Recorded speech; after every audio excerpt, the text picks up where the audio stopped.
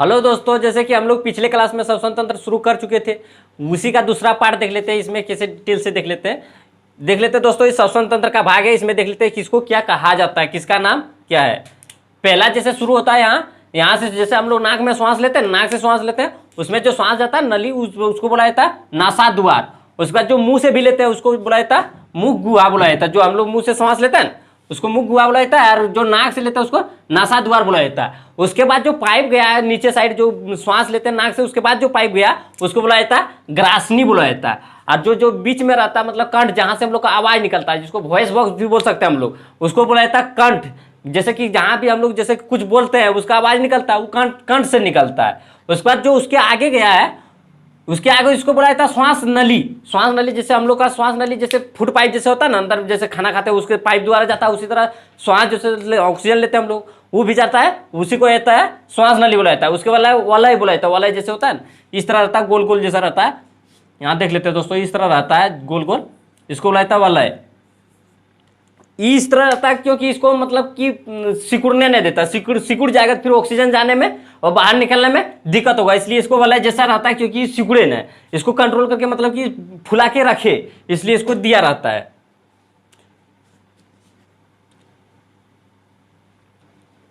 इसको देख लिया जैसे पास्ती वाला बोला जाता है। उसके बाद फुफ्फुस जिसको बोला जाता है, जिसको हम लोग पसलियां बोलते हैं, पसली के अंदर ही फुफ्फुस रहता है, इसको फुफ्फुस बोल सकते हैं। उसके बाद पसलियां जैसे हम लोग का रहता है ना, ये सब मतलब कि साइड में रहता है, इसको बोलते हैं पसलियां। जो हड्डी जैसा रहता है ना, घेरा हुआ रहता है, उसी के अंदर फेफड़ा रहता है, उसको बोला जाता है पसलियां। और जो श्वास नली होता है ना, श्वसनी जिसको बोलते हैं, श्वसनी यहाँ से जो शुरू होता है इसको बोला जाता है श्वसनी। और यहाँ जो होता है जो अंगूर का गुच्छा जैसा होता है इसको बोला जाता है श्वसनिका बोला जाता है। जो अंगूर का जैसा जब पाइप जैसा गया ना इस तरह, इसको श्वसनिका बोला जाता है। और कुपिका कोष जो अंगूर का गुच्छा जैसे बेलून जैसा रहेगा, इस तरह फुला फुला रहेगा, इसी में ऑक्सीजन जाके मतलब कि जैसा शुद्ध होता है ना ऑक्सीजन, जैसे कार्बन डाइऑक्साइड अलग होता है और ऑक्सीजन अलग होता है, वो यहीं होकर जाता है कुपिका में रहता है, इसी को हो जाता है कुपिका कोष। उसका देख लेते हैं अमीबा में जैसे होता है, श्वास कैसे निकलता है लेता है, उसमें देख ले। अमीबा का फेस किसी तरह भी हो सकता है, उसमें कहीं भी अपना फेस कैसे ही भी बना सकता है। अब मान लेते हैं ये अमीबा है, ये मान लेते हैं श्वास अगर यहीं से भी ले सकता है, यहां से आवाज जैसे होता है O2 इन कर सकता है और CO2 आउट कर सकता है, यहीं से लेता है और छोड़ता है। जो प्रक्रिया द्वारा लेता है उस प्रक्रिया को क्या कहते हैं? अमीबा O2 लेने और CO2 छोड़ने की प्रक्रिया को विसरण कहते हैं। मतलब जो अमीबा सब श्वास लेता है और छोड़ता है, उस प्रक्रिया को, जो प्रक्रिया चलता है श्वास लेने में और छोड़ने में, उस प्रक्रिया को क्या कहते हैं हम लोग? विसरण कहते हैं। विसरण के द्वारा लेता है। हम लोग विसरण के द्वारा नहीं ले सकते क्योंकि विसरण के द्वारा बहुत धीमी प्रक्रिया होता है, बहुत धीरे धीरे से श्वास लेते हैं। हम लोग को चाहिए जल्दी जल्दी श्वास लेना चाहिए, क्योंकि अगर श्वास नहीं जाएगा तो फिर ग्लूकोज टूटेगा नहीं तो फिर एनर्जी हम लोग को जो मिलता है, कुछ भी काम करते हैं उसके लिए एनर्जी चाहिए, वो एनर्जी मिलेगा ना, इसलिए हम लोग विसरण के द्वारा नहीं ले सकते क्योंकि यह प्रक्रिया बहुत धीमी प्रक्रिया है। अमीबा में चलेगा लेकिन हम लोग में नहीं चलेगा, क्योंकि हम लोग में बहुत जल्दी जल्दी श्वास लेना है, बहुत जल्दी जल्दी ग्लूकोज टूटना चाहिए। और आगे देख लेते हैं दोस्तों, उसके बाद हम लोग दोस्तों देख लेते हैं जिसमें श्वसन तंत्र मतलब कौन सा जीव कहाँ से श्वास लेता है। जैसे हम लोग श्वास लेते हैं नाक से लेते हैं, लेकिन हम लोग काम जो करता है फेफड़ा काम करता है। श्वास लेने तो नाक से भी ले सकते हैं, मुंह से भी लेते हैं ना, हम लोग मुंह से भी ले सकते हैं, नाक बन रहता है मुंह से लेते हैं, मुंह बन रहता है नाक से लेते हैं, लेकिन वो श्वसन अंग नहीं है जो लेते हैं ना, फेफड़ा लेते हैं। जैसे कि श्वास लेते हैं छाती फूल जाता है, ये सब छाती फूलता है ना, चेस्ट फूल जाता है, उसमें जो श्वास फेफड़ा फूलता है, फेफड़ा में जाता है, वहीं जो है श्वास लिया जाता है। देख लेते हम लोग स्तनधारी उसे कहा जाता है जो स्थल पर रहे, मतलब जमीन पर रहे। और अरे वो इस तरफ बात समझ लो, जैसे कि होता ना, जो जीव अपना बच्चे को दूध पिला सके उसको स्तनधारी बोल सकते हैं। आम भाषा में बोल सकता है कि जो अपने बच्चे को दूध पिलाता है उसे स्तनधारी बोलते हैं। स्तनधारी जितना हम लोग, जैसे हम लोग गाय भैंस बकरी सब कौन जो हो गया स्तनधारी, जो अपने बच्चे को दूध पिला सके। जो वो सब कहाँ से सांस लेता है, वो सब फेफड़ा सांस लेता है। जैसे हम लोग बोल सकते हैं कि हम लोग सांस लेते हैं नाक से लेते हैं, लेकिन दिखता है नाक से ले रहे हैं, लेकिन उसका काम कहाँ कर रहा है, फेफड़ा में काम कर रहा है। हम लोग मान सकते हैं कि फेफड़ा द्वारा हम लोग सांस लेते हैं, नाक से अंदर सिर्फ जाता है, उसके बाद जितना काम होता है फेफड़ा काम होता है। देख ले कि स्तनधारी फेफड़ा से सांस लेता है, और कीट जितना होता है, कीड़ा मकोड़ा सब होता है, वह सब कहाँ से सांस लेता है, श्वास नली से सांस लेता है, जिसको ट्रेकिया बोला जाता है। श्वास नली को ट्रेकिया बोला जाता है। श्वास नली देख लेते हैं, इसमें कहाँ दिया, श्वास नली, यहाँ से डायरेक्ट श्वास लेते हैं। जैसे हम लोग फेफड़ा से ले लेते हैं, फेफड़ा दोनों साइड रहता है, फेफड़ा से सांस लेता है, ये सब श्वास नली ट्रेकिया बोला जाता है। यहाँ से मतलब श्वास नली के द्वारा डायरेक्ट वो सांस लेता है, जो कीट सब होता है। और देख लेते हैं जलीय जीव, जो मछली हो गया, ये सब जो मगरमच्छ, सब कहाँ से सांस लेता है, जो जल में रहता है, सिर्फ जल में, उसका सांस लेता है गिल, कॉलम या गिल्स बोल सकता है। जो उसका दोनों साइड रहता है जिसको बोल सकते हैं गिल्स बोलते हैं। जो दोनों साइड रहता है उसमें पानी भरता है मछली के, और सांस लेते रहता है, उसी के द्वारा गिल्स बोलता है। कॉलम के द्वारा वह सांस लेता है। जैसे होता है वो मछली जल्दी जल्दी कॉलम को मतलब सांस लेता है। बोल सकता है, क्वेश्चन में पूछ सकता है कि मछली जल्दी जल्दी सांस क्यों लेता है, क्योंकि वो पानी में घुला हुआ ऑक्सीजन को लेता है। हम लोग का वायुमंडल में बहुत सारा ऑक्सीजन घुला हुआ है, ऑक्सीजन, नाइट्रोजन, कार्बन डाइऑक्साइड सब घुला हुआ है, उसे ले लेते हैं। लेकिन जो मछली सा सांस लेता है वह जल से लेता है। जल में जो ऑक्सीजन घुला रहता है, कम मात्रा में ऑक्सीजन घुला रहता है जल में, जिसके द्वारा वो जल्दी जल्दी लेता है, क्योंकि वो कम मात्रा में घुला रहता है। जितना जल्दी ले लिया पानी से, फिर निकाला पानी, फिर जितना जल्दी हो सके लेता है, उसी के द्वारा वह जलीय कॉलम के द्वारा लेता है। और वहीं देखते हैं मेढक, मेढक किसे सांस लेता है, जो मेढक रहता है। अब मेढक दो तरह से सांस ले सकता है, जब वो पानी में रहेगा तब सांस लेता है, और जब स्थल में रहेगा, जैसे जमीन पर रहेगा, उस समय जैसे सांस लेगा। जब वह मेढक पानी में रहेगा, जैसे पानी में कुआं में रहता, तालाब में रहता, उस समय जो सांस लेता हुआ त्वचा से लेता, जो चमड़ी रहता है ना उसके ऊपर से वो सांस लेता, उसी के द्वारा खींचता सांस को।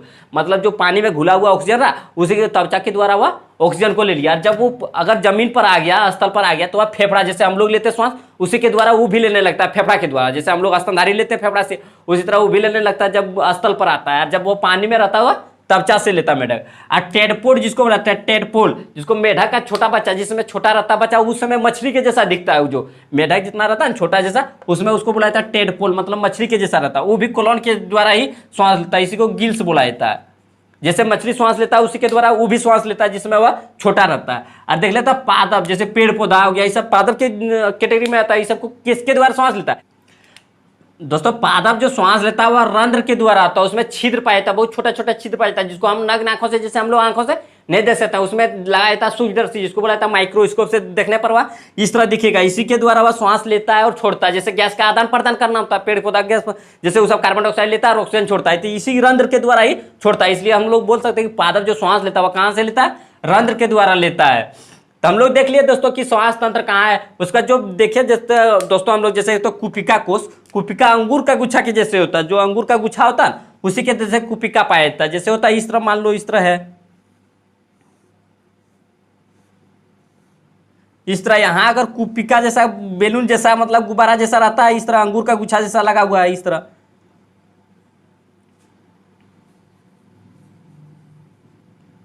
और फिर यहाँ कहीं आके जुड़ा जुड़ा हो सकता है।